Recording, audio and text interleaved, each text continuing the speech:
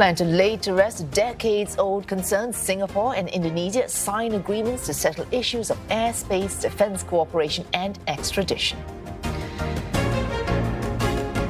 And more now on the Singapore-Indonesia Leaders meeting. We're joined by Associate Professor Leonard Sebastian.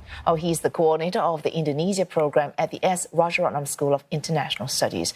Professor, if we look at these three deals, at least one, arguably two, involve the always very difficult question of sovereignty. So being able to sign off on them, a considerable achievement. Absolutely.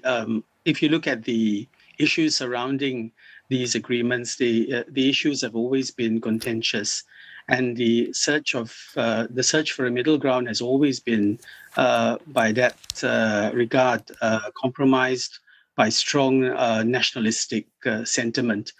I like PM Lee's use of the words a balanced set of agreements, because what it does indicate is that there is something for Indonesia and there is also something in it for Singapore. And as you correctly pointed out, it has taken the better part of 2 decades to find resolution to these issues. And these issues have been there since the collapse of the Suharto administration. What is important, I think, for us to take away from the ceremony this morning is that both sides have been able to find common ground, and this sets us up nicely for at least a generation. So these agreements are absolutely an immense achievement for both the government of Indonesia and the government of Singapore. Professor Leonard, a balance of benefits for both countries, but we have seen Singapore-Indonesia pacts, deals left unratified by Indonesia's parliament. Does Joko Widodo have the support that he needs in order to get these through? Absolutely. We need to see now how these developments are perceived in Indonesia. The Indonesian government will need to explain the immense benefits of these three agreements, specifically to civil society and to the legislators at the Indonesian parliament.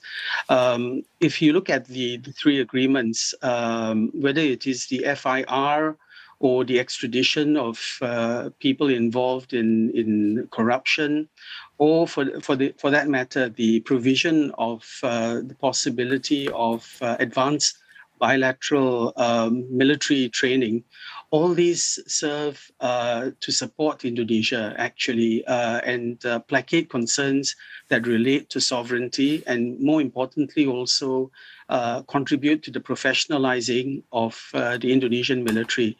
All of these issues are of concern to civil society in Indonesia and the members of parliament. What I think is more important to ask is, do we believe President Jokowi can get this done? Technically, he can. He controls 80% of the parliament, but we need to be careful here. I would caution against being sanguine, primarily because the Indonesian political scene can be quite uncertain. So in this case, I think we need to be careful about the conclusions we draw. Also, we need to factor in the issue that the FIR still needs to be endorsed by the International Civil Aviation Organization. So these are hurdles that still need to be crossed. Professor, let's look at things regional. Both leaders mentioned Myanmar, PM Lee specifically Myanmar, saying it's still in a serious situation. Now, on this matter, Singapore and Indonesia in the last year have found substantial common ground. Now, I pick up the comment you made earlier, that means both sides can find benefits and interest from sharing a position. When it comes to Myanmar, what does Singapore and Indonesia find that will benefit them in sharing this position on Myanmar? The most important thing now is to bolster the credibility of ASEAN. I believe that ASEAN has to be a critical part of the solution in Myanmar.